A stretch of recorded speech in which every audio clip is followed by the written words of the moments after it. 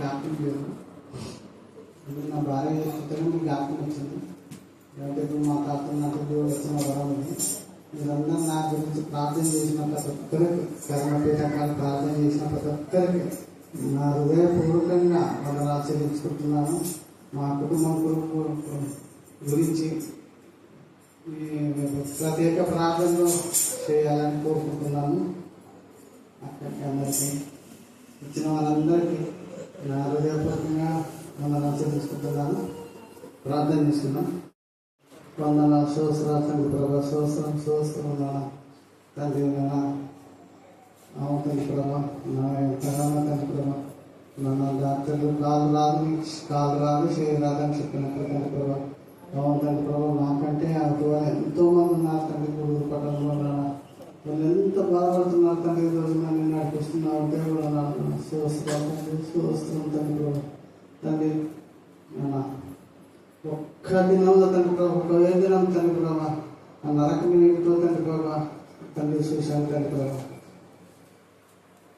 ఎందుకంటే తండ్రి ప్రభా, దేవుడు నీవు ఆరోగ్యంగా ఉండాలని దేవుడు కోరుకుంటే అపవాది వాడు ఏం కోరుకుంటాడు? నువ్వు అట్టనే ఉండాలా, నీ శరీరం నాది అని ఆ అపవాది వాడు, సాతాను వాడు, వాని హృదయం వాని ఆలోచన అవే. అయితే మీరందరూ సంఘాలు నా గురించి ప్రార్థన చేసినారు కాబట్టి 99 దానికి ఎక్కువైనా ఒక్క పాయింట్ అయినా అదొక్కటితో పోతే వెళ్ళిపోతుంది. కానీ నీ ప్రార్థనలు అక్కడ వచ్చినాయి. నా ఎంత చేసిన ప్రార్థనలలో నా ఎంత వచ్చినాయి కాబట్టి అపవాది వాడు నన్ను ముట్టలేకపోయినాను. అవును తండ్రి ప్రభా, తండ్రి కర్మపీఠ కాడ ప్రభా ప్రతి ఒక్కరిని సంఖ్యార్థాలు ఉంచుకో ప్రభా. తండ్రి నన్ను ఈ రోజులైనా తండ్రి కర్మపీఠ కాడికి నడిపిస్తున్నామంటే వందనాలు చెల్లించుకుంటాను తండ్రి ప్రభా.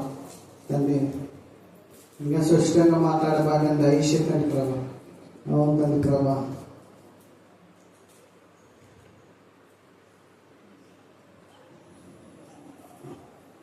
ఎక్కడైనా సేవకు పోవాలనుకున్నప్పుడు కొంతమంది కష్టం చేసుకుని బతుకుతాయి అందులో ఉన్నారు.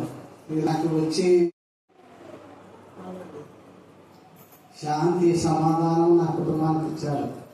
5 మంది బిడ్డలున్నా ఏ సమస్య లేకుండా, ఎందుకంటే నాదొక్కటిదే సమస్య అంతే. కానీ కుటుంబంలో ఇదొక్కటి కూడా 5 మంది బిడ్డలున్నా శాంతి సమాధానంగా ఉన్నారు.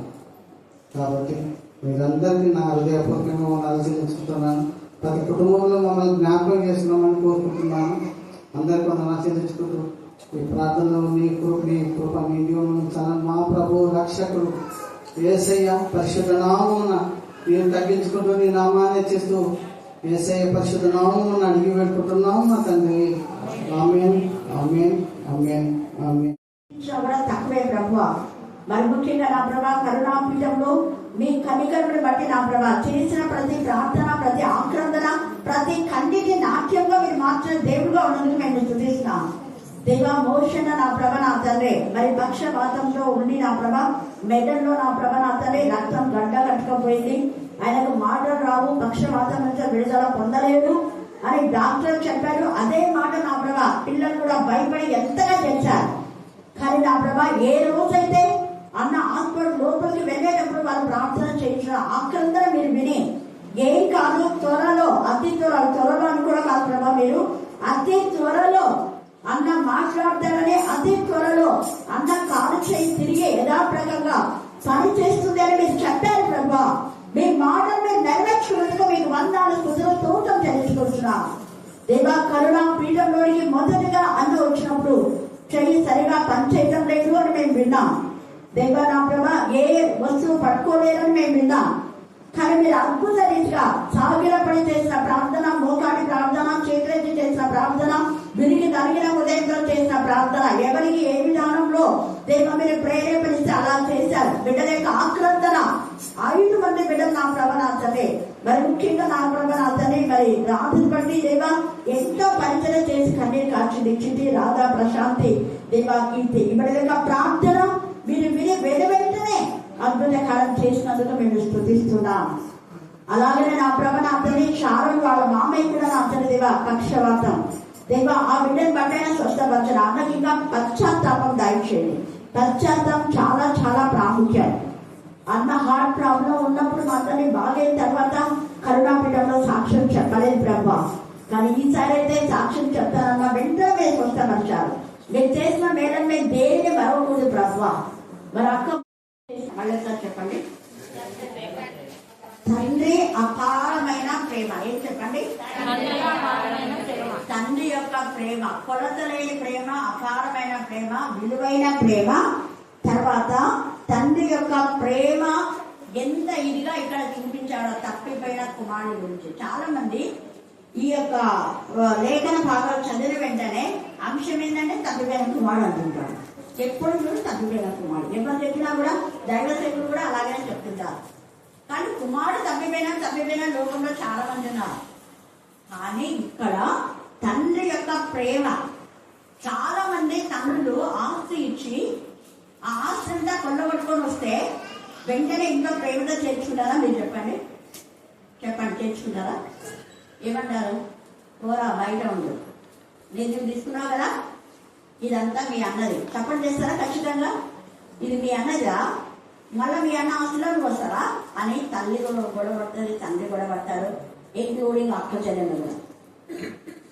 అయ్యో పాపంలో వాడు పశ్చాత్తాపడి వస్తున్నాడే, యాదో ఇంట్లో ముందు కూడేద్దాంలే అనేది కూడా ఉండదు. వస్తే మళ్ళీ అన్న ఆస్తిని కూడా గొడవ పడతాడన్న. ఎందుకంటే ముందే ఇది పోయింది కదా అంది, పోయింది కాబట్టి వస్తే మళ్ళీ అన్న ఆస్తిని కూడా పాడు చేస్తాడన్న చెడ్డ ఆలోచనే వస్తుంది. కానీ అయ్యో వాడి పని చెడి బతికిన వాళ్ళే వాడిని బాగు చేద్దాంలే అనే నేచర్ కొంతమందిలో ఉండాలి. కొంతమంది అంటే మేరక్క లాంటి వాళ్ళు కూడా ఆమెకున్నంత ప్రేమ ఎవరి తల్లిలోకి ఉండలేదు లేదు. కరుణాకర్ విషయంలో ఎంత వేస్ట్ చేశాడో అయినా కూడా అక్క ఎప్పుడు నా కొడుకు ఇంత చేస్తున్నాడే అని అనక ప్రేమిస్తూనే చచ్చిపోయే వరకు ప్రేమించింది. కొన్నిసార్లు కరుణాకర్ అయితే చాలా పశ్చాత్తాపడిన తర్వాత ఎంత గద్దించినా కూడా ఒక్కోసారి నాతో చెప్పేది, వాడు స్కూల్ దగ్గరికి రాకుండా చేయండి టీచర్ అనేది. వచ్చినా ఏం పర్వాలేదు లేక దేవుడు మాట్లాడతారు. కానీ వచ్చినప్పుడు నేను అక్కడ బయట చూసాను కూర్చున్నాను. మా పిల్లలతోని మా అమ్మని చూసాను బయటకి వెళ్ళి చెప్తాడు అనుకో, నేను చూడకపోతే ఇంకా ఏదో ఒకటి అనేసి అక్కడ కనిపించి పంపిస్తుంది. నేను చూసినానంటే వెంటనే వస్తాను బయటకు వస్తాను పోతాను ఉండవా. హల్లెలూయా హల్లెలూయా. అలాగే కొంతమంది ఉంటారని చెప్తున్నాను నేను. కొంతమంది తండ్రులు ఉంటారు. ఆ కొంతమందిలో ఇక్కడ ఈ తండ్రి యొక్క ప్రేమ ఎలాంటిది అంటే మన పరలోకం యొక్క తండ్రి ప్రేమ లాంటిది. అంతకు ఈక్వల్ అని కాదు కానీ అలాంటి ప్రేమనే. ఆ ప్రేమ ఎలాంటిది అనేది మనం ఇప్పుడు ధ్యానం చేసుకోబోతున్నాం. 11-13 వచనాలు చదవండి. మరియు ఆయన ఇట్లా నేను ఒక్క మనుషునికి 2 కుమారులు. ఇక్కడ ఒక సంఘాన్ని గురించి దేవుడు చెప్తున్నాడు. ఒక సంఘం 2 కుమారులు అంటున్నారు. గుర్తుపెట్టుకోవాలి. ఈరోజు అంశంలో చాలా దీంట్లో మనం మాట్లాడితే 10 మెసేజ్లు ఉన్నాయి. 2 కుమారులు. ఉదాహరణ మీకు చెప్తున్నా. 2 కుమారులు మోషన్ అనుకుందాం, వాళ్ళ మామ 2 అనుకుందాం ఉదాహరణ. ఎందుకంటే అక్క అంతకంటే ముందే వాడు కూడా సంఘ పెద్దలే గద్దించింది. ఎవరిని అంటే వాళ్ళ మామ పేరు ఏం పేరు? దేవదానం అన్నను, తర్వాత తాండ్రపాటి దేవదానం, 2 అంటే వాళ్ళకి సిచ్యువేషన్ రాకముందు సంఘ పెద్దలు చాలా మంది ఉన్నారు. 3 మాత్రం మెయిన్గా గద్దించాక ఇంకప్పను వీళ్ళిద్దరిని కూడా. వాళ్ళిద్దరిలో ఒకరు అక్క స్టూడెంట్ అయిన వాళ్ళు గురువుల మాట వినాలి. కానీ అక్క మాట వినలేదు, నిర్లక్ష్య పెట్టాడు. పైగా ఆమె నిరసన వెంట్రుకలంటే సంఘ పెద్దలు అందరికంటే పెద్దదాన్ని. 100% ఆ మాట వినాలి. ఇంక్లూడింగ్ పాస్టర్ కూడా అంటాను. పాస్టర్ అయినా నేను ఎంత దైవ సేవకుని యొక్క కుమార్తె అయినా కూడా ఒకప్పుడు అక్క మర్చిపోయిందే. కానీ నేను సొంత అప్పుడప్పుడు గుర్తేసుకుంటాను. ఎట్లన్నా ఒక విషయం అక్క చెప్పినప్పుడు వెంటనే సరేగా మీరే నడుపుకోండి అనేసి వచ్చేసినా కానీ ఒక్క మాట మాట్లాడాలి. ఆ పాస్టర్గా మేమే నడుపుకుంటాము. స్త్రీలకు టీచర్స్ అవ్వలేదే, నేను లేకపోయినా మేము మేనేజ్ చేసుకుంటాం. అందుకనే మళ్ళీ మాట్లాడకుండా నేను అక్కడి నుంచి వచ్చేసిన 2 years. అక్క చాలా బాధపడింది కూడా. తర్వాత పశ్చాత్తాపడింది అక్క. ఎందుకు నేను అలా వచ్చేసిన అంటే అక్క పెద్దది. కానీ అలాగా నేను వచ్చిన తర్వాత దేవుడు నన్ను ఎక్కువ ఆశీర్వదించాడు. అప్పుడు నాకు అనిపించింది ఆ పాస్టమ్మనే అక్కతో చెప్పించింది. యాక్చువల్గా అక్కకు ఆ నేచర్ కాదు, కానీ ఆ పాస్టమ్మ అలా చెప్పింది. పాస్టమ్మ ఇంకా కొంతమంది చెడు ఆలోచన వాళ్ళు ఉంటారు కదా, వాళ్ళు 2014 అది నా లైఫ్లో నేను మర్చిపోయాను. ఎప్పుడైతే నేను అక్కడి నుంచి వచ్చిన ఆ రోజే ఏ రోజైతే నేను వచ్చానో మంగళవారం రోజు, బుధవారం రోజు బైబిల్ స్టడీ తీసుకున్నా. ఆ రోజు వెంటనే కేజీబీబీలో నాకు ప్రతి వారం మీరు వాక్యం చెప్పాలి, ఏ వారమైనా మీకు చాయిస్ అన్నారు. ఆల్రెడీ గురువారం బైబిల్ స్టడీ ఉంది చర్చిలో, కాబట్టి గురువారం వేరే చోటుకి ఎక్కడికో వెళ్తున్నాను. అప్పుడు మంగళవారం తీసుకున్నాను. థ్యాంక్ గాడ్ ఒక్క వారంలో తీసుకోవాలి. మంగళవారం బుధవారం ఎప్పుడు మిస్ చేయలేదు. సంఘం విషయాలు వేరే చోట నాకు వాక్యం ఉంటే తప్ప. అలాగే సండే కూడా అద్భుత రీతిగా అక్కడ 2 years కంటిన్యూగా, 2 years కాదు, ఇక్కడ మళ్ళీ చెప్పిన తర్వాత మళ్ళీ జాయిన్ చేశారు. ఎవరు పాస్టర్ వచ్చింది అప్పటికి చాలా మంది స్త్రీలు వచ్చి అడిగినారు. పాప లేదులే ఉందని మీకు కూడా ఎక్స్పీరియన్స్ కావాలేమా అని చెప్పి నేను హస్బెండ్తో వచ్చాను. ఏం బాధపడలేదులే, మీకు కూడా తెలియాలి అని నేను అన్నాను. అప్పుడు అందరూ వచ్చి అడిగారు. పాపం స్త్రీల సమాజం అంతా వచ్చింది. తర్వాత శ్యామల పాస్టర్ ఒప్పుకోలేదు. లేదక్క నువ్వు వస్తావా, నేను వేరే చోటు పోవాలా అన్నాను. సరేమో వస్తాను అనేసి ఇలా ఆమె పెద్ద మాట మేరకు పాస్తాను కదా, ఎంత విజేత కలుగుతుంది, అందులో నా ఆత్మీయమైన కుమార్తె అని చెప్పేసి నేను అప్పుడు వెళ్ళా. అప్పుడు ఏమైందంటే టీవీ పరీక్షలలో దేవుడు వాడుకున్నాడు. ఇక్కడ అస్సలే ఒక్క రోజు కూడా నాకు టైం వేస్ట్ కాకుండా దేవుడు వాడుకున్నాడు. అర్థం ఎందుకు చెప్తున్నా అంటే పెద్ద ఆమెను గౌరవించండి అనే దానికి నేను ఇదంతా నేను చెప్తున్నాను. గౌరవించడం ద్వారా మన బ్లెస్సింగ్. అక్కడ ఆ రోజు గౌరవించిన ఎంత బ్లెస్సింగ్స్ ఉండాలి. ఈ పిల్లలు ఆత్మీయంగా ఉంటారు, రాధా చుట్టూ వీళ్ళంతా వీళ్ళు ఒకే మాట వాళ్ళు నాన్నతో అన్నారు, నాన్న నీకు హార్ట్ అటాక్ వచ్చినప్పుడు దేవుడు బాగా చేశాడు కదా, నువ్వు సాక్ష్యం ఇవ్వలేదు అంటేనే సరిగా నడవలేకుండా వచ్చినాడు అన్న. 3 రోజులనే అన్నకు అద్భుతమైన స్వస్థత ఇక్కడ జరిగింది. కారణం ఆ పిల్లల యొక్క విశ్వాసం నమ్మకం. చిన్న పిల్లలైనా వాళ్ళ మాటకు విధేయత చూపించినాడు అన్న. మరి పెద్దవాళ్ళకి మనం ఎంత విధేయత చూపించాలి. ఇక్కడ ఈ కుమారుడు పెద్ద తండ్రి ఒకవేళ నాకు తెలిసి ఎంతో చెప్పింటాడు, వద్దురా ఎందుకు ఆస్తంతా ఇది ఎందుకు అలా తీసుకొని పోతా, కావాలంటే ఇక్కడే ఉండు, ఒక చోట ఉండి పక్కకు కొనుక్కో అని చెప్పింటాడేమో. కానీ వాడు విన్నా అక్కడ ఎంతో జరిగింది, కానీ వినలేదు. నా ఆస్తి అంటాడు. వాడి పెద్ద సంపాదించిన ఉన్నారు. ఇప్పుడు కూడా అంతే. కొంతమంది పిల్లలు అంటుంటారు కదా, ఇది నాది, మా నాన్న చెప్పాడు ఇది నాది అని. వాళ్ళ వంశంలో వాళ్ళ నాన్నదాన్ని నాది అనుకుడు. ఇక్కడ చిన్నోడు మనం సంపాదించేదైతే మనది అనొచ్చు. ఇప్పుడు చాలా మంది వాళ్ళు సంపాదించకుండా నా ఇల్లు నాది, నా ఆస్తి, నా పొలం, నా కలం అంటారు. వాళ్ళది కానీ కలదు ఇతరులది. సరే ఇక్కడ కూడా ఎప్పుడే కానీ ఇది తల్లిదండ్రులది, మేము అనుభవించడానికి దేవ కృప దయచేయని మనం కృప పైన ఆధారపడదు. కానీ ఇది నాది అనకూడదు. నాది అనేది నీది ఎప్పుడవుతుంది, నీ కష్టార్జితం.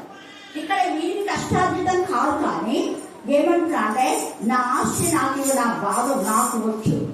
ఇది తప్పు.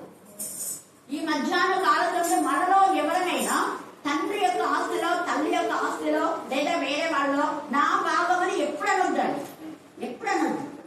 దేవా నీకు ఇచ్చింది దాన్ని బట్టి నీకు వందనాలనండి. ఎంత అద్భుత రీతిగా దేవుడు కాపాడతాడు. అందుకని ఇది నా కష్టార్జితం అనొద్దండి. దేవా నా కష్టార్జితమే, కానీ నువ్వు ఆశీర్వదిస్తే నా కష్టార్జితం ఆశీర్వదించబడతాను. నా కష్టంతో నేను ఎక్కువ కాలేను అని అనండి. అప్పుడు దేవుడు ఎంత ఆశీర్వదిస్తాడో. ఎప్పుడు నాది అనేది వద్దు, ఇదంతా నీది కడుపు, ఇది నీకు అప్పగిస్తున్నా. నన్ను బ్లెస్ చేసి ఇందులో నేను కొంత భాగం అనుభవించడానికి నాకు శక్తి, యోగ్యత. అందుకే యోగ్యుడు. యోగ్యత లేదన్నాడు ఇక్కడ దేవుడు చెప్తున్నాడు. యోగ్యత లేని వాళ్లకు యోగ్యత ఇచ్చేది దేవుని యొక్క కృప. ఇతను యోగ్యుడు కాడు అసలు. ఈ ఆస్తికి యోగ్యతనే లేదు. తండ్రి ఇస్తే ప్రేమతో తీసుకునే బాధ్యత. కానీ ఏమంటున్నాడు ఏమంటే ఇక్కడ నాకు వచ్చు భాగమేమని తన తండ్రి నడువగా అతడు వాడికి తన ఆస్తిగా గొడవలు ఎందుకని పాపం పంచిపెట్టాడు. సరే ఇదంతా మీరు చదవండి.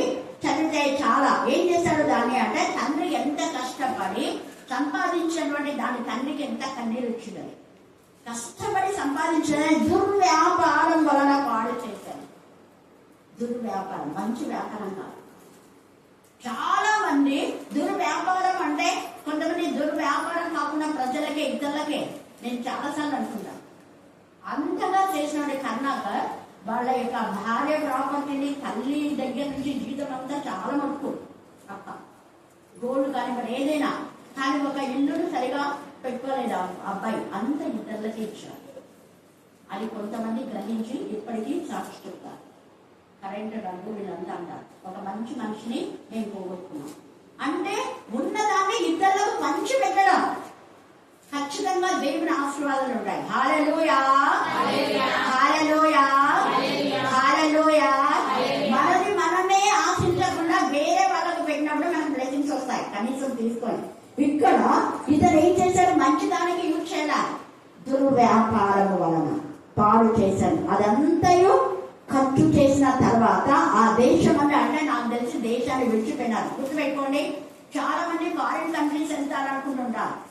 ఈ యొక్క మరి యూట్యూబ్ లో వాక్యం వినే వాళ్ళు ఎప్పుడు విదేశాలకు వెళ్ళాలన్న ఆలోచన ఉంటుంది. దేవుని చిత్తం అయితే వెళ్ళండి. దేవుని చిత్తం లేకుండా విదేశాలకు అప్పు తీసుకొని అక్కడ పోయి అక్కడ మంచి చదువు కూడా ఉద్యోగం లేకపోతే పెట్రోల్ బంకులు ఇలా కష్టపడడానికి కొంతమంది సేవకులు కూడా దైవజనులు ఎప్పుడంటే ఇప్పుడు వాళ్ళు రాబోయారు టైమింగ్ చెప్తారు. వాళ్ళు ఒక 10 minutes 5 minutes అంటే అంటారు. ఆ టైంలోనే వెళ్ళాలి. ఆ టైంలో మించి వాళ్ళు వెళ్ళారంటే లాక్ చేసుకొని వెళ్ళిపోతారు వాళ్ళు. తర్వాత నువ్వు పోయేది ఏం లేదు, ఎక్కడ తెలుస్తుంది. అక్కడ ఫారిన్ కంట్రీస్ అనుకుంటే ఏం పెద్ద లగ్జరీస్ అనుకుంటున్నారేమో, అక్కడ నా బాధలు అక్కడ ఉన్నాయి. చాలా మంది యూట్యూబ్ లో పెట్టున్నారు. మీరు పొరపాటున కూడా దుబాయ్ కంట, మస్కట్ కంట, అక్కడ ఇక్కడ రావద్దని, ఇక్కడ మేము భయంకరమైన సిచ్యువేషన్ లో ఉన్నామని అక్కడ వాళ్ళే కాల్ చేసి ప్రేక్షణ అని చెప్తారు. కొందరి జీవితంలో దైవ చిత్తానుసారంగా వెళ్ళాలని దేవుడు ఆశీర్వదిస్తారు. అదే ఇమ్మాన్యుయల్ బ్రదర్ కానివ్వండి, మరి అమృత, వాళ్ళిద్దరు ఇప్పటి నుంచో అక్కడే ఉన్నారు అమెరికాలో. వివాహం అయిన ముందు ఉన్నాడు, తర్వాత కూడా వాళ్ళ అక్క కూడా మంచిగా, ఆమె కూడా యూట్యూబ్ లో వాక్యం చెప్తున్నది. దేవుడు అలా కొందరిని సింగపూర్ వెళ్ళేటప్పుడు కూడా వెళ్ళాలా వద్దనుకున్నారు. వెళ్ళండి అమ్మా, దేవుడు అద్భుతం. ఇంకా అక్కడ మంచి ఫెసిలిటీస్ వాళ్ళకు లతా దత్తు నేను ట్రైన్లో పెట్టుకుంటా కదా, అలా గాడ్స్ విల్ ఉండాలి. దేవుని చిత్తం లేకుండా ఊరికే ఎగవాకుండా ఆ దేశం ఈ దేశం, ఇక్కడ చూడండి విదేశాలుగా వెళ్ళాడు, వాళ్ళ దేశం విడిచిపెట్టాడు. విదేశంలో వాడి పరిస్థితి ఏంటి అంటే, ఆ దేశస్తులో ఒకరి చెంత చేరను, అతడు పందుల మేపులకు తన పొలంలోనికి వారిని పంపాను. అమెరికాలో పందులు ఎక్కుంటాయి, మీకు తెలియదేమో కదా, ఎక్కువ పన్ను కూడా తింటారు. అది అపవిత్రమైన తెలుసు, ఆయన కూడా తింటారు. తెలిసిన వాళ్ళు కొందరు తిన్నారు. అక్కడ ఈ యొక్క పందుల పొట్టు తినే బ్రతుకు వచ్చేసింది. ఎంత బాధాకరమైన విషయం. అప్పుడు గుర్తొచ్చింది, కడుపు కాలినప్పుడు వెరైటీ వంటలు మా నాన్న తెచ్చిపెడితే మేము సరిగా తినక మళ్ళీ గర్వంతో అహంకారంతో ప్రవర్తించినాం కదా, ఇది మా నాన్న కష్టార్జితం అని అనుకోలేదు నేను, అందుకే దేవుడు నాకు తగిన శిక్ష ఇచ్చినాడని. అప్పుడు వానికి కడుపు మంటలేసినప్పుడు ఏమొచ్చింది, మొదట ఫస్ట్ అంటున్నాడు, ఏమని అంటున్నాడంటే, అయితే బుద్ధి వచ్చినప్పుడు వాడు నా తండ్రి యొద్ద. అప్పుడు తండ్రి, ఇప్పుడు తండ్రి లేదు ఎవరు లేదని అందరిని వదిలేసి వెళ్ళిపోయినాడు. ఈ మధ్యాహ్న కాల సమయంలో తండ్రిని వదిలేస్తే నీ బ్రతుకు పందులు తినే పొట్టుగతే, మానసిక వేదన. ఒకవేళ నువ్వు తినొచ్చు, బట్ నీకు నెమ్మది ఉండదు. సమాధానం అన్నారు చేసినాడు, దేవా నా ఇద్దరు పిల్లలు బట్టి ఎప్పుడు అన్న ఒకరిని అప్పు అడిగింది లేదు, చేయి చాచింది లేదు. ఆ పిల్లలు ఎంతగా కష్టపడ్డారు, వేరే వాళ్ళకి వచ్చి హెల్ప్ చేయండి అని కూడా వాళ్ళే ఆడపిల్లలే. హల్లెలూయా, హల్లెలూయా. 5 మంది ఆడపిల్లలున్నా మొగరాయిలాగా వాళ్ళు పనిచేస్తున్నారు. మళ్ళీ ఒకరి ఇంటికి కూడా బయటకు కాదు, మెట్ల మీద కూర్చొని ముచ్చట్లు పెట్టేది. ఎప్పుడు ఎవరైనా చూసినారో చూడలేదు కదా. హల్లెలూయా. అది చిన్నప్పటి నుంచి వాళ్ళు ఇక్కడ కరుణాపీఠ సహవాసంలో ఉన్నారు. కరుణాపీఠ సహవాసంలో ఉండేవాళ్ళు ఎప్పుడు బయట ఎవరితో ముచ్చట్లు పెట్టారు. వాళ్ళు ఎవరైనా మీరు చూడాలి. సరిగా సహవాసం లేని వాళ్ళు మాత్రమే వ్యర్థమైన మాటలతో సమయాన్ని వృధా చేస్తారు. ఇక్కడ వీళ్ళు వ్యర్థమైన మాటలతో అప్పుడు వృధా చేశారు కాబట్టి ఎవరో చెప్పింటారు వాడికి, ఈ వాళ్ళ మాటలు విన్నారు. ఇప్పుడు బుద్ధి వచ్చింది, అయ్యో నా తండ్రి మాట వినకుండా ఈ స్నేహితుల మాట విని దుర్వ్యాపారం వల్ల ఆస్తంతా నేను పాటు చేసిన, ఇప్పుడు నాకు తినడానికి కూడా తినలేదు అని. అప్పుడు బుద్ధి వచ్చింది వాడికి. బుద్ధి వచ్చి ఏమంటున్నాడు, అయ్యో మా పని వాళ్ళకే ఎంత శ్రేష్టమైన ఆహారం పెడతారు మా నాన్న, పని వాళ్ళకే శ్రేష్టమైన ఆహారం అక్కడ దొరికితే నేనేమో ఇలాంటి నీచమైన, ఇక్కడ పని వాళ్ళు కూడా శ్రేష్టమైన ఆహారం లేదు, క్యారీ చేసుకున్నాను. ఇక్కడ యజమానుడి దగ్గర నేనున్నా, అక్కడ యజమాని దగ్గర పనివాడు ఉన్నారు. చాలా మంది పనివాడు, కొంతమంది కాదు. ఇక్కడ నా యజమానుడు అయితే నాకు పందులు తినే కొట్టిస్తున్నాడు. అవు కదా, వీడి మనిషి, వీడి కొంత ఆహారం పెట్టడం పాపము, వేరే దేశం వచ్చినాడు, తల్లిదండ్రులు లేదు కదా అని జాలిదలిచే యజమానుడు కాదు, కఠినుడు. ఇక్కడంతా మహా కరువు వచ్చింది, అక్కడ ఆ దేశంలో కరువు వచ్చింది కాబట్టి అదే తింటున్నారేమో, అందుకని పందులు తినే పొట్టు చూడండి. ఎంతైంది ఆకలికి చచ్చిపోతున్నా, చావు బ్రతుకుల మధ్యకి వచ్చినాం. ఈ మధ్యాహ్న కాల సమయం ముందు కనీసం చావు బ్రతుకుల మధ్యన విశ్వాసం ఉండి దేవుని స్తుతించాలి. విశ్వాసంతో దేవుడు చేసిన మేడను మరొక కృతజ్ఞత కలిగి ఉండాలి. దేవుడు అదే. ఇప్పుడైతే ఇతనికి బుద్ధి ఎలా వచ్చిందంటే కేవలం తండ్రి ప్రేమ మాత్రమే కాదు, ఈ తండ్రి దేవుని యందు భయభక్తి గలవాడు. ఈ తండ్రి దేవుని యందు భయభక్తి గల నేచర్ ఇద్దరు కుమారులకు మరియు పెంచాడు. అలాగనే అయితే పెద్ద కుమారుడికి స్నేహితులు ఉన్నారు, ఇతనికి స్నేహితులు ఉన్నారు. దేవుని ప్రేమ ఇతనికి అర్థమైంది. అయ్యో మా నాన్న నిజంగా ఎంత ఇదిగా మమ్మల్ని వాక్యంలో ప్రార్థన పెంచితే పరిశుద్ధంగా లేకుండా నా శరీరాన్ని అపవిత్రపరుచుకున్నా. ఇక్కడేమో ఆస్తిని, తండ్రి యొక్క ఆస్తిని పాడు చేసి తండ్రికి విరోధంగా పాపం చేశానన్నాడు ఒకటి. రెండవది, ఇది దేవుడిచ్చిన శరీరం, ఆయన పరిశుద్ధుడు. పరిశుద్ధమైన ఈ శరీరంలో దుర్వ్యాపారంతో, వేషలతో నా శరీరం అంతా పాడైపోయింది. సో తోడుగా నేను దేవుడికి కూడా విరోధనే. అది ఆ జ్ఞానం ఈ మధ్యాహ్నం. నువ్వు ఒకవేళ నీ కుటుంబాలకు విరోధంగా దేవుడు క్షమిస్తాడు. మనుషునికి తక్కువ చేస్తే మనుషుని విధానంలో దేవుడు క్షమిస్తాడు. పరిశుద్ధాత్మకు వ్యతిరేకంగా చేస్తే క్షమాపణ లేదు. అది గుర్తుపెట్టుకో. క్షమించరాని నేరం అది. ఎందుకంటే ఆయన పరిశుద్ధుడు. లేవియా కారణంలో మనం చూస్తే 19వ అధ్యాయం 1-2 వచనాలు చదవండి. లేవియా కాండం 19. మరియు యెహోవా మోషేకి ఇలా సెలవిచ్చెను, ఇశ్రాయేలు సర్వ సమాజంతో చెప్పుము, నేను ఏమన్నాడు, మీరు పరిశుద్ధులై ఉండవలను, మీ దేవుడైన యెహోవానగు నేను పరిశుద్ధుల, మీరు పరిశుద్ధంగా ఉండాలి. నేను సమృద్ధిగా ఉంటే మీరు సమృద్ధిగా ఉండాలి. నేను రాజుగా ఉండాలి, మీరు రాజుగా ఉండాలి. రాజుల రాజు కుమారుడు కాబట్టి మోషను ఒకరిని ఆశించకుండా దేవుడు చేశాడు.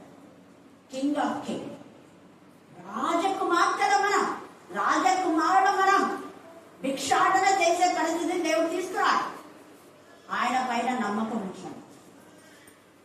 వాళ్ళిద్దరు రాకపోయినా ఈ పిల్లలు రెగ్యులర్ గా వస్తారు, ఎప్పుడో బాగలేకపోతే తప్ప.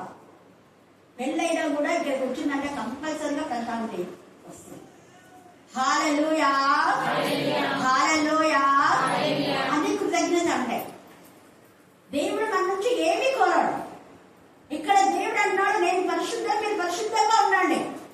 ఈ దేహము దేవుడు ఇచ్చినటువంటి ఆలయం. దేహము దేవుని ఆలయం అనేది మీరు ఎరుగరా?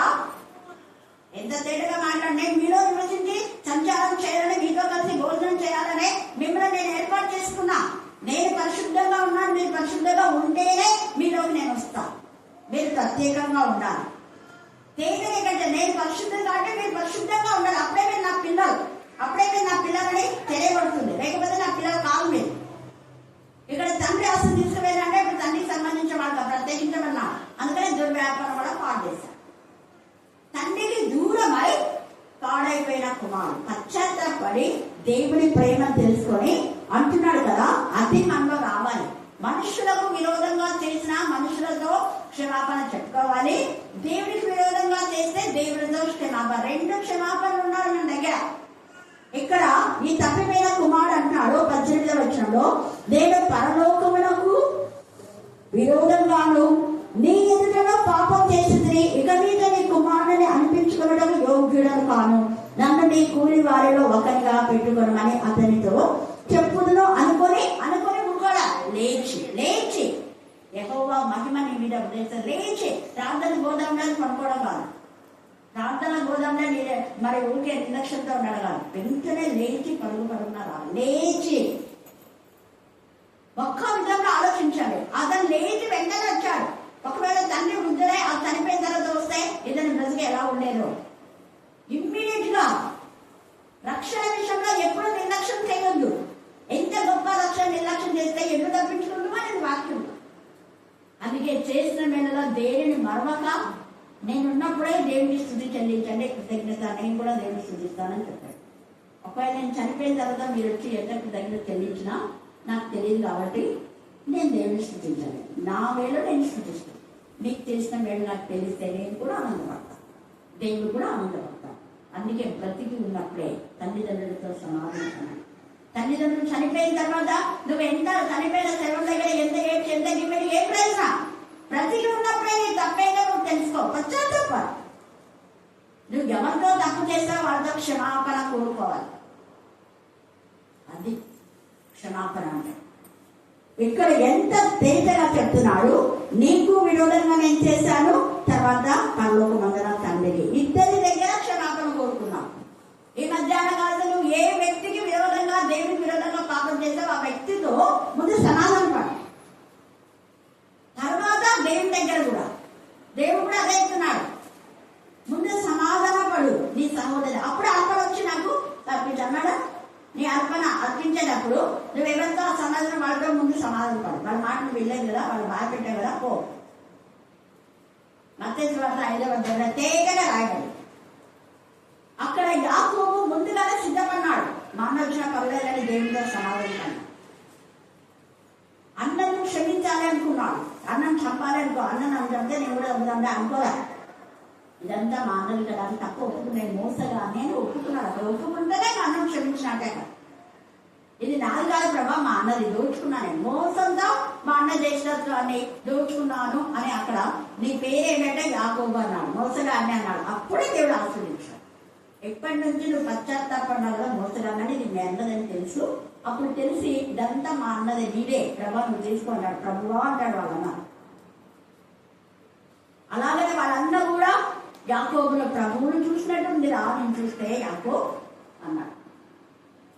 ఇక మీద యాకోబు అన్నదండి, దేవుడు నాకు ఇశ్రాయేలు అని పేరు పెట్టాడు, నేను ఇక్కడ నుంచి మోసగానిగా ఉండను, ఇదంతా నీవు ఇచ్చిందే, నీ కనికరం చొప్పున దేవుని కనికరం నీ కటాక్షం అంటాడు. అది పశ్చాత్తాపం. వాళ్ళందరితో సమాధానం పడ్డాడు, దేవునితో సమాధానం పడ్డాడు. మనకు ఎవరితో విరోధంగా వాళ్ళతో సమాధానం పడాలి, దేవునితో సమాధానం. రెండు విధాలుగా ఎప్పుడైతే ఈ రెండు సమాధానం ఇతను దొరికిందో అప్పుడు చూడండి ఎంత ధన్యత. 19వ వచనం చదవండి. ఇక మీద నీ కుమారుడు అనిపించగానే పెట్టుకోమని చెప్పి లేచి తండ్రి యొద్దకు వచ్చాను. వాడు ఇంకా దూరంగా ఉన్నప్పుడు, ఇది తండ్రి ప్రేమ. హల్లెలూయా, హల్లెలూయా. ఇంకా దూరంగా ఉన్నప్పుడు ఇది చేసేటప్పుడు నాకు కూడా కన్నీళ్ళు వస్తాయి. నేను పలా టైంకి వస్తాను నా నాన్న చెప్తున్నాను అనుకో, అప్పుడు మామూలు అదే ల్యాబ్ ఫోన్ ఉండేది. ఈ టైంకి వస్తాను నేను అని ఎక్కడికైనా టీచింగ్ పోతే మా నాన్న బయటకు వచ్చి 5-6 సార్లు బయట చూస్తుందా అంట. ఆ వీధిలో వాళ్ళు చెప్తుంటారు, మా బేబీ వచ్చిందా అని అడుగుతున్నారంట. లేకపోతే మా అన్న వాళ్ళకు నువ్వు బస్ స్టాండ్కి పోవు రా త్వరగా అని అందులో ఇద్దరిని ప్రెజర్ పెట్టాను. బస్ స్టాండ్కి పోలేదు, ఎవ్వరు ఉండరు, నేను ముందే చెప్తాను, ఆటో పెట్టుకొని నేను వచ్చేస్తానే అని చెప్తాను. కానీ నిద్ర కూడా నాన్న ప్రచారం చేస్తుంటారు. ఎందుకంటే కొన్ని ఎలక్షన్ మీటింగ్ పెడితే మాకు 11 కూడా ఇద్దరు కదా, మనకు టైము అలాగా టైం అయిపోతుంది. అంతవరకు నిద్ర కూడా నాన్న. ఎంత ప్రేమ అంటే, ఎందుకంటే మాకు అమ్మ లేదు, అమ్మ ప్రేమ కంటే ఎక్కువ ప్రేమించాడు మా నాన్న. 2 ప్రేమలు మా తల్లి దగ్గర పొందుతున్నాం. మా తల్లిని అడగండి అసలు ఇంకా చెప్పాలంటే, అమ్మ ఉన్నప్పుడు కూడా నేను ఎక్కువ నాన్నకే, ఎక్కువ చదువు నాన్నతోనే. ఏదైనా కావాలంటే నాన్నని అడుగుతుంది, అమ్మ కంటే ఎక్కువ. అమ్మ కొంచెం చాలా స్ట్రిక్ట్ అనమాట, కోపం ఎక్కువ అమ్మకు, నాన్న కంటే ఎక్కువ కోపం. చిన్న తప్పు కూడా మేము చేయలేదు, అంతా ఇదనమాట. వెంటనే ఇంకా చెంపలు వాయిస్తుంది మా అమ్మ. మోకాల మీద కూర్చుంటుంది, చేతులు పైకి చూస్తుంది, వాక్యం నేర్చుకోకపోతే. ఏదైనా నేను నాన్నని అడిగేదాన్ని. నేను అమ్మ ఉన్నప్పుడు లేకపోయినప్పుడు, మేము అడగకపోయినా నాన్న అన్ని సమకూర్చారు. చాలా ఎంత ప్రేమ అంటే చెప్పాలి. నేను మామూలుగా మార్నింగ్ సెక్షన్ అప్పుడు 3 గంటలకు కదా మాకు, అంటే బస్సులు లేట్ అయితే 3 గంటలకు వస్తాను ఇంటికి. ఆ 3 గంటలకు వచ్చి ఇవాళ అంటే మధ్యాహ్నం వీళ్ళు అందరూ తినేసి అయిపోతారేమో అని నాన్నకి వేసిన భోజనంలోనే కొంత క్యారెట్ తీసుకెళ్తున్నాను. వస్తేనే ముందు ఇది తినేసి తర్వాత ముందే తిను, లేకపోతే వండేసుకో అనుకుంటాను. నేను వేడి తినడం అలవాటు. ఎంత ప్రేమ అంటే ఆ ప్రేమను మనం వర్ణించలేదు. తల్లిదండ్రులను ఎప్పుడూ తక్కువ చేయలేదు. తల్లిదండ్రుల ప్రేమ కొలవలేదు. వాళ్ళు పోయిన తర్వాత ఏడవడం కాదు, ఉన్నప్పుడే ఆ ఆ ప్రేమ. అందుకనే నేను నాన్న చనిపోయే వరకు నా శక్తి లోపం లేకుండా ప్రేమించడానికి దేవుడు కృపనిపించాను. ప్రతిసారి కూడా నేను నాన్న తిన్నావా, ఏమైనా అవసరమా, ఇంకా నీకు ఇంత అవసరం కదా, ఇంకా ఎక్కువ ఏమైనా అవసరం అవుతుందేమో ఇది చేసుకో. నాన్నకు నేను ఇచ్చిన దాంట్లో మరి నాకు ఎత్తాడు, నువ్వు నాకు ఇచ్చావు కదా, దాంట్లో దశంలో నేను చేసి చర్చిస్తున్నాను. ఆడు పోయి అందరితో మళ్ళీ నువ్వు అసలు పాస్టర్గా చేయడం లేదు కదా, నువ్వు అంతా మళ్ళీ ఇక్కడ ఇస్తున్నావు, ఏదో నీకు అవసరం ఇద్దరే ఉంచుకో అని ఎవరైనా అంటే కూడా లేదు, నాకు మా ప్రేమ పంపిస్తుంది ఆమె చెప్తున్నాను. ఎంత ప్రేమ అంటే నిజంగా చేసిన ఇది ఆ తల్లిదండ్రుల యొక్క ప్రేమ మరలా. ఇప్పుడు ఒకవేళ నేను అప్పుడు సరిగా మా నాన్నను ప్రేమించలేకపోతే, మా నాన్నకు నేను సహాయం చేయలేకపోతే చనిపోయిందంటే ఎంత గుండెకుంటుంటాయి కదా, అయ్యో ఆ తండ్రికి నేను ఇప్పుడు ఇవ్వగలనా అని అనుకుంటాను. ఇప్పుడైతే నేను తండ్రి చనిపోయిన వెంటనే నా పరలోక తండ్రిని అప్పుడు కానీ ఇప్పుడు కానీ మనం దేంట్లో దేవుడికి ఇవ్వటం మనం మర్చిపోండి. సమయాన్ని చిన్నారి తెలిసింది, సమయం గురించి ఉండాలి. దేనికి ఇవ్వవలసినటువంటి అమౌంట్ అయినా మనకిచ్చిన దాని కష్టార్జితంలో సమయం ఇవ్వాలి. ఆ ప్రేమను మనం కొలవలేము. ఇక్కడ ఈ తండ్రి ఇంకా దూరంగా ఉంటే అసలు బురదతో పందులు తినే పొట్టుతో ఆ పందులంతా బురదలో ఉంటాయి. ఆ బురదలో నుంచి పందులను తీసుకొని వచ్చి మళ్ళీ ఆ మందలో చేస్తాడు. భయంకరమైన మురికిలో కంపు వాసన కొడుతున్నాడు. కానీ కుమారుడు గుర్తించాడు. దూరంగా ఉండగానే ఇంకా దగ్గరికి రాలేదు. ఎందుకంటే పరివారాన్ని అనుకోవాలని కాబట్టి నేను బయట ఉన్నా, లోపలికి పోకూడదు అనుకున్నాను. అతను వచ్చిన వెంటనే వాడి రక్షణ సంబంధం అర్థమైపోయింది తండ్రికి. బయట ఉన్న కంపు చూడడం గుర్తు రాలేదు, మన భయంకరమైన పాపం చూడడం దేవుడికి గుర్తు రాదు. నువ్వు విడిచిపెట్టి దేవుని దగ్గరికి వచ్చాడు, అది దేవుడు చూస్తాడు. అయ్యో నువ్వు ఇంత నీచమైన పని చేసావా పోరా అని దేవుడు మనం దూరపరచడు. నువ్వు ఇంత అసహ్యమైన పని చేసావా, నీ శరీరం పరిశుద్ధంగా నేనిస్తే ఇంత పాపకారం చేసే వేషంతో నువ్వు చేశావు అని అనలేదు. ఒక్క మాట అనలేదు. ఏంటి ఆస్తి ఏం చేశావురా, కొంతమంది రాజకీయంగా ఏమైనా కొంతమంది మిగులుకొని వచ్చావా అనలేదు. ఎంత ప్రేమ కలుగుతాను. మళ్ళీ మా నాన్న ఏం చేశాను తెలుసా, లాస్ట్ ఎండింగ్ అంటే మంత్ ఎండింగ్లో నేను ఒకవేళ కర్నూలు చూడడానికి పోతే డబ్బులు ఏమైనా అవసరం ఏంటండి అని అడుగుతాను. నీకు అవసరం అయితే చెప్పు అంటే ఎండింగ్ కదా మంత్ ఏంటంటే నాకు ఇంకా నెల వరకు ఉంటుంది, దేవుడు ఉంచుతాను నాన్న నీకు ఇచ్చినా కూడా, మళ్ళీ మా తమ్ముడు చదువుకో అంత పంపించినా కూడా నాకు మళ్ళీ వచ్చే నెల వరకు కూడా నాకు ఉంటుంది. ఎక్కడ నేను వెయిట్ చేయను నాన్నకు తెలుసు. హల్లెలూయా హల్లెలూయా హల్లెలూయా. ఈ తండ్రి కూడా ఎంత ప్రేమతో ఎంత ఇదిగా చూడండి ఎట్లా చెప్తున్నాడు అక్కడ. ఇక మీద అని చూసి దూరంగా వాడు ఇంకా దూరంగా ఉన్నప్పుడు తండ్రి ఏం చేస్తున్నాడ, వారిని చూచి కనికర పడి ఎంత కనికరం చూడండి ఈ తండ్రికి. కనికర పడి పరిగెత్తి వారి మేడ మీద పడి ముద్దు పెట్టు కంపు వాసన కొడుతున్న తండ్రికి ఇంపుగా ఉంది. ఇంత ప్రేమగా తండ్రిని మనం కనుగొని మన భయంకరమైన మురికి జీవితాన్ని బాగు చేయడానికి యేసయ్య తన శరీరాన్ని రక్తసిక్తంగా మార్చుకున్నాడు. ఆ యొక్క రక్తంతో నిన్ను నన్ను కడిగాడు, తన బిడ్డలుగా తన సొత్తుగా చేసుకున్నాడు. ఇక మీద మనం పాపం చేయండి. ఇంతవరకు తండ్రికి విరోధంగా చేశామో మన శరీరంలో ప్రతి అవయవాన్ని మనం సరి చేసుకున్నాం. ఈ వచ్చాము శుద్ధి చేసుకున్నాం. వాళ్ళ నాన్న శుద్ధి చేశాడు, మరలా పాపం చేయలేదు. చూడండి కనికర పడి ఏం చేస్తున్నాడు, అక్కడ ముద్దు పెట్టుకున్నాడు, మెడ మీద పన్నాడు. ఆ కుమారుని అతనితో తండ్రి అంటున్నాడు, నేను పరలోకమునకు విరోధంగా నేయగా పాపం చేసింది, ఇక మీద నీ కుమారుని అనిపించుకోవడం యోగ్యుడం కాదు అన్నాడు.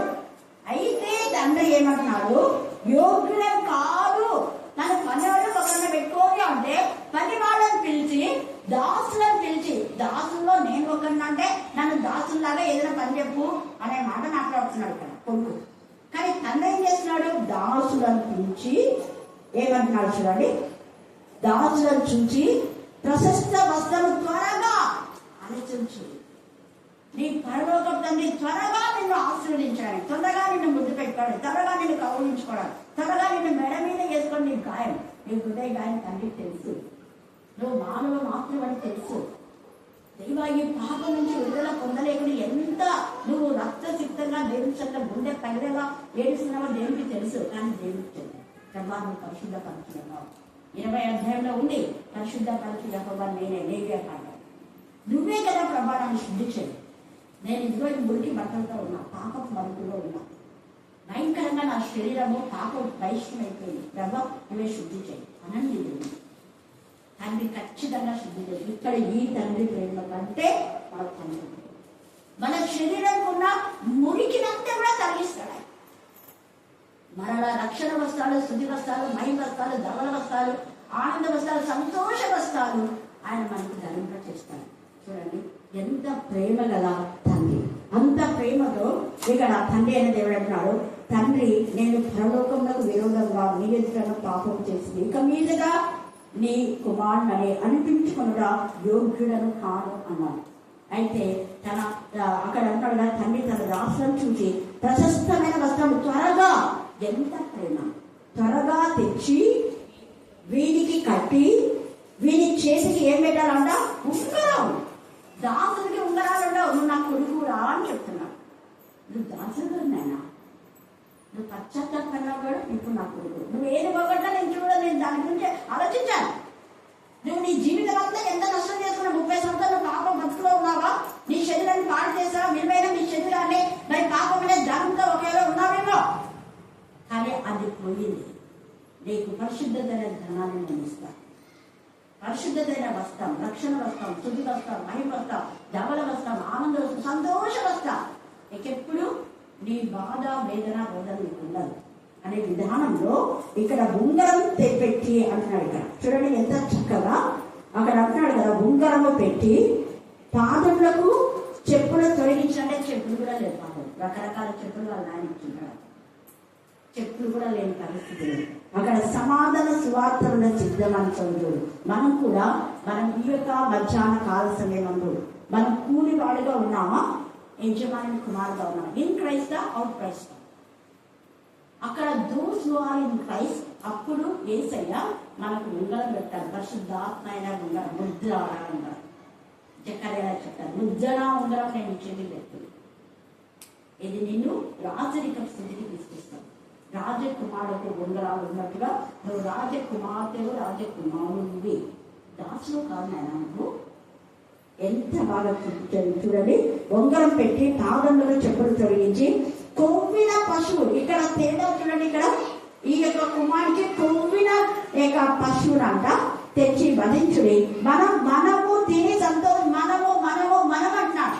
అంటే కుమారుడు వేరు నచ్చలేదు నాయన, మనమందరం కలిసి ఆనందిద్దాం, మనము తిని సంతోషం. మనము ఏసై కూడా అన్నాడు, నేను మీరు కలిసి భోజనం చేసే వరకు నేను భోజనం చేయను అన్నాడు.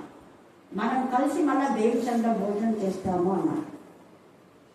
అయితే ఇదంతా కూడా ఇక్కడ చాలా ఉండేది మెసేజ్, టైం లేదు. అయితే ఇక్కడ ఏం చేశారు చూడండి, ఇది చిన్న కుమారు యొక్క విషయం. పెద్ద ఇద్దరు తప్పిపోయి అంటే లోకంలో ఉండి పడి చెడి తిరిగి మళ్ళా దేవుని బిడ్డగా దేవుని చదువులో దేవునికి మహిమకరమైన విధానంలో వచ్చాడు. కానీ ఇక్కడ ఈ కుమారుడు బయటకు లేడు, లోకంలో ఉన్నాడు. ఇంకా ఒకవేళ నువ్వు క్రైస్తులో ఉన్నావని నటించే జీవితం వద్దు, ఉంటే వెచ్చగాయలు లేకపోతే చల్లగానే నటించే జీవితం వద్దు. ఈ పెద్ద కొడుకు నటిస్తున్నాడు, తండ్రి దగ్గరనే ఉన్నాడు, తండ్రి కుమారుని అనిపించుకున్నాడు, కానీ నిజంగా తండ్రి ప్రేమకు అర్హుడు కాదు. ఎందుకు అర్హుడు కాదు అంటే తండ్రి యొక్క సంతోషంలో పాలు పొందాలన్న ఆలోచన వాడికి లేదు. తండ్రి ఆస్తులు అనుభవిస్తున్నాడు, తండ్రితో ఉన్నాడు. నువ్వు యేసయ్య నామమున ప్రార్థిస్తున్నావు, పాడుతున్నావు, వాక్యం చెప్తున్నావు, సంఘంలో ఉన్నావు. అయితే నీ జీవితం అంతా బయట జీవితమే, లోకానుసారమైన జీవితమే. ఇక్కడ నా పెద్ద కుమారుడు, నీ స్నేహాలు ఆత్మ సంబంధమైన స్నేహం కాదు. సంఘ సహవాసముల వారితో ఆత్మ సంబంధంతో, విశ్వాసంతో, పరిశుద్ధులతో నీ సహవాసం లేదు. లోకస్తులతో ఉంది నీ సహవాసం. ఇతనైతే పరిశుద్ధమైన తన తండ్రికి తన దాసులు కూడా పరిశుద్ధులుగా ఉన్నారు. వాళ్ళ సహవాసంలోకి బయటికి నుంచి లోపలికి వచ్చి లోపల దేవుని బిడ్డగా జీవించాడు. ఇప్పుడు నువ్వు నాలో ఉన్నావు, నాతో కలిసి నాకున్న ప్రాపర్టీకి అంతా అనుభవించే హక్కు నీకు ఉండాలి. అయితే ఇక్కడ ఈ యొక్క పెద్ద కుమారుడు ఏం చేసినాడంటే లోపల ఉన్నాడు కానీ నటించినాడు. వద్దు, నటించే జీవితంలో ఎప్పుడైనా కూడా అది దేవునికి విరోధమే. నటించే బ్రతుకుల నుంచి మనం విడుదల పొందాలి. నటించే జీవితంలో మనం ఏమాత్రం జయ జీవితాన్ని మనం పొందుకోలేము. ఇక్కడ నటించినటువంటి యొక్క వ్యక్తి తన నటనా జీవితాన్ని ఏం చేస్తున్నాడు చూసారా? చూడండి ఎలా కప్పిపుచ్చుకోవడం చూస్తున్నాడు. కానీ నటనా జీవితం బయటపడిపోయింది. నటించాడు ఇక్కడ. ఎలా నటించాడు అంటే అంటున్నాడు కదా, వేరే వాళ్ళు వచ్చి ఏంటంతా సంబరం ఇదంతా అంటే నీ తమ్ముడు వచ్చాడంటే సంతోషపడాలి. సంతోషపడకపోగా ఏమని అంటున్నాడు వాళ్ళ నాన్నలు అతడి కోపపడి వాడి బాప్సం లాగా బాప్సమే అనుకోండి, బాప్సం తినకుండా తన కష్టార్జితం కాదు, తన తండ్రి కష్టార్జితంలో తినకుండా కోపపడి లోపలికి వెళ్ళలేదు, నొల్లకపోయాను కనుక అతని తండ్రి వెలుపలికి వచ్చి తండ్రి వెలుపలికి వచ్చినాడు కాదు, లోపలికి వెళ్ళలేదు. ఆ సంతోషంతో నాకు అక్కర్లేదు, నాకు బయట సంతోషమే బాగుంది. తండ్రితో ఇదంతా తండ్రి కదా. అవును, ఇంతవరకు నేను నా తమ్ముడు అనుభవించాను కాదు, బయటపడి ఎన్ని కష్టాలు పన్నాడో, నా తల్లితో నేను సుఖంగానే ఉన్నాను కదా, అవును కదా అన్న ఇంగిత జ్ఞానం లేదు, వాడికి బయటనే ఉన్నాడు, లోపలికి రాలేదు. అయితే దేవుడు అంటాడు, ఆశీర్వదించబడిన వాళ్ళ యెహోవా చేత ఎక్కడికి రావాలా? లోపలికి రా. ఆశీర్వదించబడిన వాళ్ళు లోపలికి వస్తారు, బయట నిలవలేలా. వీడు బయటనే ఉన్నాడు, తండ్రే బయటకు వచ్చినాడు. ఎంత ప్రేమ వచ్చినది! ఏంట్రా కోపొస్తున్నావు? రారా లోపలికి వెళ్ళిపో. నేను రాను. నువ్వేమో నీ కొడుకు అంతా పాడు చేసేసి వస్తే కొడుకున దూడ ఓడించి బాగా సంతోషిస్తున్నావు. మరి నాకు ఒక్క మేకప్ ఇచ్చినావా? ఎవరితో సంతోషించడానికంట? ఇది కాన్సెప్ట్. ఎవరితో? గట్టి చెప్పండి, మళ్ళీ చెప్పండి. ఈ మధ్యాహ్నం ముందు నీకు నీ స్నేహితులు కావాలా? నీ స్నేహితులతో సంతోషిస్తావా? నీ తల్లితో సంతోషించాలా? నీ తండ్రితో సంతోషించాలని ఆలోచన నీకు లేదా? తండ్రి ఆశం తింటున్నావు కదా, తల్లి కష్టాలతో తింటున్నావు కదా, తల్లితో ఆనందించాలని ఇంగిత జ్ఞానం ఎందుకు లేకుండా పోతుంది? ఏదైనా వస్తే నీకు, నీ భార్య, నీ పిల్లలకు, ఇంకా స్నేహితులకు అందరూ తిన్నదా? అమ్మా తిందురా, తిన్నావా? అమ్మ తిందురా. భార్య వాళ్ళ బంధువులు వచ్చింటారు కదా, వాళ్ళంతా తిని మిగిలిపోయి అదేదో అడుగులు వేడుకులు ఉంటే తిన్నానా. ఇదేనా ప్రేమ అంటే? ఆ ప్రేమ ఉంటే నువ్వు మార్పులు సన్మార్గుడు కాదు. అసలు కొడుకు అనే లక్షణం నీకు లేదు, కూతురు అనే లక్షణం నీకు లేదు. కూతురు అనే లక్షణం ఉంటే ఈ మొదటి ఈ యొక్క పశ్చాత్తాపన్న కొడుకు లాంటి లక్షణం మీకు వస్తుంది. ఇక్కడ చూడండి, స్నేహితులతో ఉంటా మనం సంతోషపడ్డాం అన్నాడా? ఇతనైతే నేను నా తండ్రి దగ్గర దాసులాగా ఉంటానంటున్నాడు. కానీ మనం సంతోషపడ్డామన్నాడు ఆ తండ్రి. మనం అంటే తండ్రి కొడుకు కలిసి. ఇక్కడ వీడు వేసేస్తున్నాడు తండ్రిని పక్కన వేసేసినాడు. మేక పిల్లలేమో తండ్రి ఆస్తి కావాలంట. మేక సంతోషమేనా? ఫ్రెండ్స్ అంట. ఎంత బాగుంటుందండి, సొమ్మకోండి సోకోండి. అలాగే ఉన్నావా? నీ కష్టార్జితంగా నువ్వు సంతోషించు. వేరే కష్టార్జితంగా సంతోషించాలనుకుంటా నువ్వు ఇలాంటి వాడిని. నటించే జీవితం వద్దు, వేషధారణ జీవితం వద్దు. ఇక్కడ చూడండి, నేను నీ మాట మీరలేదని అంటున్నాడు. నిన్ను సేవించుచునే నీ ఆజ్ఞలు నేను ఎన్నడూ మీరలేదు. మరి ఆజ్ఞలు మీరలేని వాడు తండ్రితో కలిసి ఆనందించాలి అంటాడు. ఆ మాట అనలేదే. చూడండి, నీవు నాకెన్నడూ అంట ఒక్క మేక పిల్లలేదు ఇవ్వలేదు. అయితే అంటున్నాడు, నీ ఆస్తిని వేశ్యలతో తినివేసిన నీ కుమారుడు నా తమ్ముడు అంటున్నా. ఎంత వేరు పరుస్తున్నాడు. నీ అనే మాట్లాడుతున్నావు. నువ్వు నాకు ఇవ్వలేదు, నీ కొడుకు నా తమ్ముడు కాదు. నీ ఆస్తిని తినివేసిన ఈ యొక్క నీ కొడుకు అంటున్నాడు. నీ కుమారుడు రాగానే మన వీరి కొరకు క్రొవ్విన పశువులు వధించుదువే, కానీ నాకైతే ఒక్క మేక. ఎందుకంటే వీడు మేకనే. వీడి మేకపోతే గాంభీర్యం నటించాడు, కొడుకులాగా నటించాడు, కానీ కొడుకులాగా లేదు. బయట స్నేహితులంతా చెప్పేసింటారు, అరే మీ తమ్ముడు ఆస్తి తీసుకుపోయాడు, మళ్ళీ వస్తే జాగ్రత్తగా అని ఏమేమి చెప్పింటారు. అందుకనే వాళ్ళ స్నేహితులు అయిపోయినారు.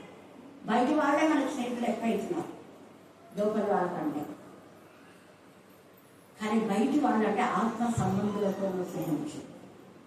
ఇక్కడ ఒక్క మేక పిల్ల అంటే వీళ్ళు మేకపోతే మేకలను గొర్రెలను దేవుడు చేస్తారు. వీళ్ళు గొర్రె, చిన్నపిల్లలు గొర్రె. హల్లెలూయా, హల్లెలూయా, హల్లెలూయా. మేకపోతే గాంభీర్యాన్ని కనపరుస్తున్నాడు. ఈ యొక్క మధ్యాహ్న కాలంలో మన సంఘంలో ఉన్నాం, కానీ క్రీస్తు వేరుగా ఉన్నామేమో. సంఘంలో ఉన్నట్టు నటిస్తున్నాం, కానీ క్రీస్తుని అవమానపరుస్తున్నామేమో, తండ్రిని బాధ పెడుతున్నామేమో. ఇప్పుడు వీడు అయిపోయాడు, వీడు లోపలికి రా, వీడు బయటకు పెట్టుకెళ్ళి చూసారా? అన్ని రోజులు తండ్రి దగ్గర ఉన్నాడు, బయటకు వెళ్ళాడు, బయట ఉన్న వీడు లోపలికి వచ్చాడు. అంటే ఇక్కడ ఇంకా అర్థం ఏంటంటే అన్యులకు మనకు అన్యులు దేవుడు ఎంతగా అంత దూరం నుంచి మక్క రాత్రి పవన్ కూడా ఎంత చక్కగా చెప్పమంటే రాత్రి చెప్పేస్తున్నాడు. కనీసం 3-4 సంవత్సరాలు కూడా కాలేదు. అక్కడి నుంచి ఆమె వ్యాపారం ఎన్నో పనులు లక్ష్మి అక్కడి నుంచి వస్తున్నారు. అన్యులు దేవుడు అంటే ఎంత భయపడుతున్నారు. కానీ దేవుడి పిల్లలు చెప్పుకునే మనం ఇంకా బయట జీవితంలో ఉన్నామేమో. వాక్యములకు సమయం ఇస్తున్నాం. మనము మన తిండి, మన వ్యాపారాలు, చదువు, వ్యాపారము, తిండి, ఇదేనా? దేవునికి ఎంత సమయం ఇస్తున్నావు? దేవుని పనికి ఎంత ఆరాటం ఉంది? దేవుడు అడుగుతారు, నువ్వు క్రీస్తులో ఉండే కుమారుడు కుమార్తెవా? ఉండేది రాజకుమారుడే, రాజకుమార్తెవే. పెద్ద కుమారులాగా నువ్వు బయట ఉండే ఇంకా ఎప్పుడో అలా వచ్చి బయటనే చేయడం కాదు. అది నిజంగా కుమారుడు లక్షణం కాదు.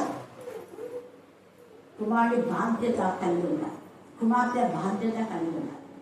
బాధ్యత కలిగిన కుమారుడు ఆ తర్వాత ఎంత పని చేసి నాకు తెలిసినంత నాకు రాత్రి మగలు పనిచేసి పోయినదంతా సంపాదించి మన తండ్రికి పెట్టినాడు. ఇప్పుడు వీడు వెళ్ళిపోయినాడు, తండ్రిని బాగోగులంతా వీడే చూసినాడు. హల్లెలూయా, హల్లెలూయా, హల్లెలూయా. మనం ఎలాగో ఉన్నా మన ఆత్మ పరిశీలన చేసుకొని దేవునికి మహిమకరంగా జీవిస్తాం. మనం క్రీస్తులో ఉన్నామా లేదా బయట ఉన్నామా? మన ఆత్మ పరిశీలన చేసుకుని పరిశుద్ధంగా జీవితాం. దేవుడు ఈ లేఖన భాగాన్ని దీవించి ఆస్వాదించుగాక. ఆమేన్, ఆమేన్, ఆమేన్. చివరి ప్రార్థన సోదరి షేమ్రాజ్ వాళ్ళని ప్రార్థన చేస్తుంటే ఎందుకు ఎలా చేసావు, ఏమి దాచేవాకు, దేవుడే ఉన్నాడు కానీ ఇంకే దాచేవాకు అని చెప్పినాను. చెప్తే సార్ నేను ముఖ్యంగా అయిపోతుండే తోడపోయి మాకు వస్తుండే. దేవుడు నన్ను గడ్డకి మా పాలన చేసుకుంటుంటే ఈ సంవత్సరం ఏ వేదాలు ప్రార్థన చేసినట్టునే ₹1,00,000 వస్తావు అని చెప్పినాను. మా ఆయన చెప్పినాడు. ఓ రోజు రాత్రిలో నా బిడ్డ 12 గంటలప్పుడు అమ్మ ఎందుకు కడుపు వస్తుంది, ఒకటే కడుపు వస్తుందంటే మేము నా ఇల్లు చూసి విషయం కాదంటే ఇప్పుడు అసలు కింద పాన పడకుండా అట్టే నిద్రపోయినాను. అంటే పాలన చేసుకొని 12 గంటలప్పుడు ఒకటే చెప్తాను, నాకు రాత్రి చెప్పచ్చు కదా గుళికలు చేసుకుంటే చెప్పినాను. అంటే రాత్రి మళ్ళీ 12 గంటలప్పుడు ఇంకా కొబ్బరి నూనె పూసుకో పండుకో తగ్గుతుంది తిన్నాను అన్నాక మళ్ళీ దేవుడు నాకు మళ్ళీ 1 గంటకల్లా లేచినాడు. లేకపోతే తగ్గింది రేడ శిరీష అంటే తగ్గింది ఏమన్నా బాగుంది చెప్పి మేడం దేవుడు